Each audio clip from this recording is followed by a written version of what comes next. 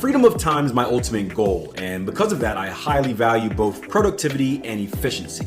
That's also the reason I use Spotify for podcasters. You see, they make it insanely easy to record, produce, edit, distribute, and do anything else I need to for my podcast right from my desktop or even from my phone if I'm on the road. I also love that they've allowed you guys, the listeners, to interact with me through polls or sharing your thoughts and experiences on the topics that we discuss. Best of all, despite them offering all these cool services, it's 100% free, and you know what? They even pay me for simply telling you about it. If you have something to share, you want to start creating supplemental income while doing limited work, and you want to buy yourself some freedom of time as well, start now at www.spotify.com/podcasters or download the Spotify for Podcasters app. Trust me, you'll love it.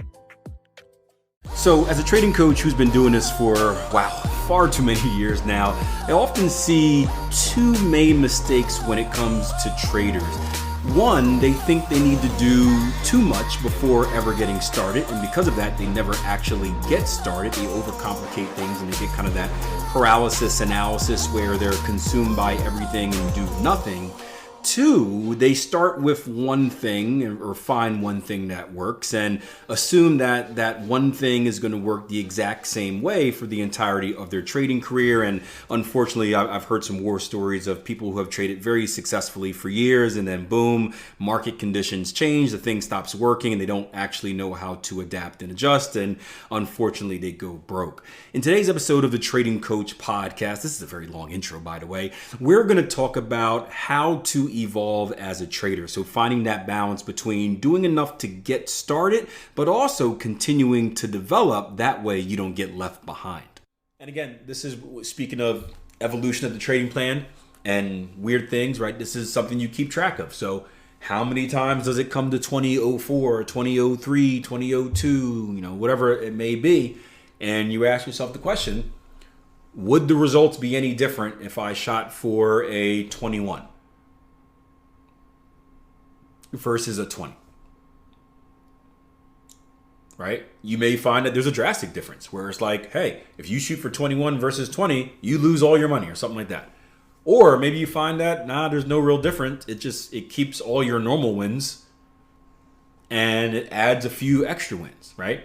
And again, that is the evolution of, talking about the organism of a trading plan.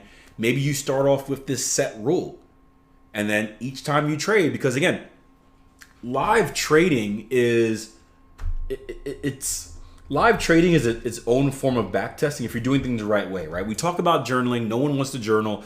I did a podcast last week. We had a good conversation on journaling because I spoke about how earlier in my career, I did not want to journal.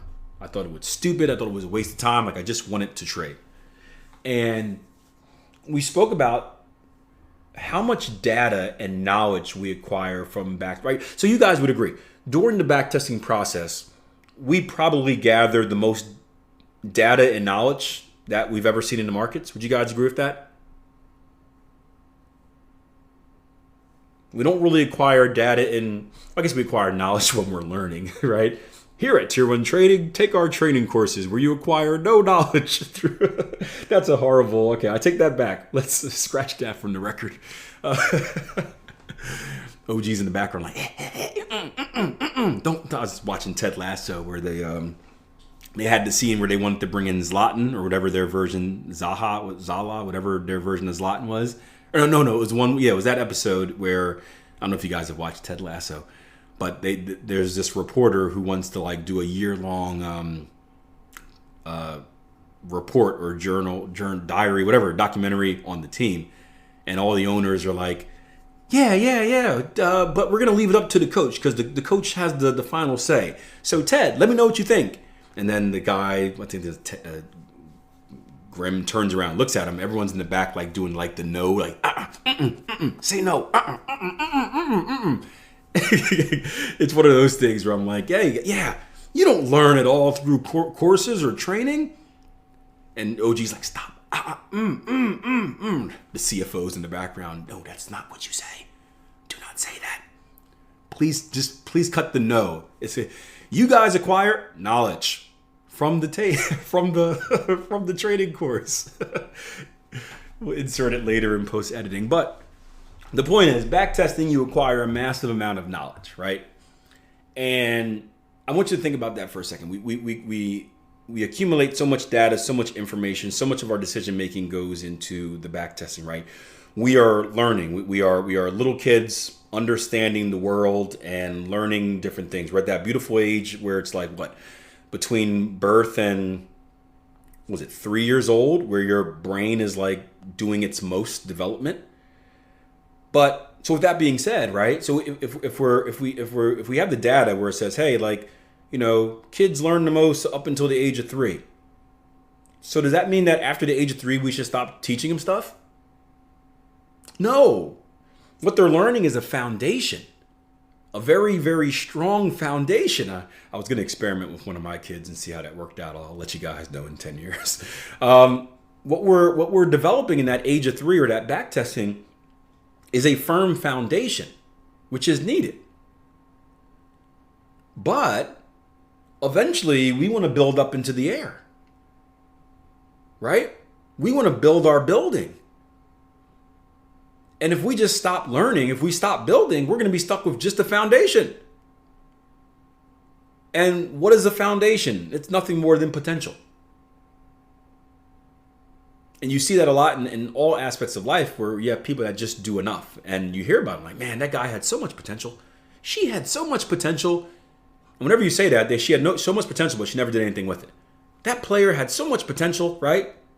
Dele Alli, I was just looking at him the other day. So much potential, wasted it. Right? The learning continues through the live trading. If you're journaling, if you're going back and following up the conversation we had earlier, picking up those funny, weird, scary things in the market, digging back into the chart and understanding them, doing continued education. So we take Greg's example of the RSI Greg, right? And we're looking at it, and the rules are 20 RSI because that's the oversold, the super oversold that we use here. That's the rule. But we don't know it's the best rule yet, do we? And maybe Greg didn't have time to test everything. And that's fair enough, right? We're never going to test everything in back testing. We would never get through back testing. That follows up on the podcast episode we did on self-sabotage, right? But when we start noticing tendencies, when we start having these, moments where it's like, close enough, darn it, 2004, shoot, just missed, right? We have two choices. We can either ignore it and just stick with our foundation and ignore all the other stuff that comes our way that we can build on top of it. Or we can look at that and be like, well, let me see something here. And we journal and we track and we continue to acquire data and we continue to eventually test. And then we make positive changes to our trading where we say, wait a minute, doing this doesn't bring any harm to my trading, but it adds more profit to my trading. Let me make this adjustment. And then boom, you just built on your foundation. You built the level of your house or your building. And then there's the next thing after that. And that's the process of trading. And what's funny is, I'm not saying that your trading strategy looks completely different, but you look back, and I'm using personal experience here, you look back 15 years, and although you're trading the same way, in a way, you're trading a completely different way. And again, I go back to my personal story, right? I've always been a price action structure-based trader. The difference between now and the difference between when I first started trading is when I first started trading, I was only counter trend. I can only trade double tops where the RSI was overbought or oversold, and they had to have RSI diversions. That is the only thing I can trade. So I can trade a single counter trend way. You fast forward now, I'm still structure based. That hasn't changed. Structure is the main component, I like to call it the backbone of my trading. But I can trade counter trend. I can trade trend continuation. I can trade with RSI overbought or oversold. I can trade without RSI overbought or oversold. I can trade double tops, double bottoms. I can trade 3-bar reversals. Who knows? You fast forward 10 years from now, maybe I'm trading breakouts, either single candlestick breakouts or consolidation breakouts. I don't know. Like I feel like that's the next evolution, but I don't know. But that's the cool part of trading. We're always evolving and growing. And to be honest with you, if you want to last for any relevant time in this game, you have to be like that. You have to. Before you leave, do me a favor, like, subscribe, follow this podcast, whatever you need to do wherever you listen to this podcast at. Please also leave me a rating and a review. This is the absolute best way to support the show and keep this in the upper rankings of the top trading podcast out there.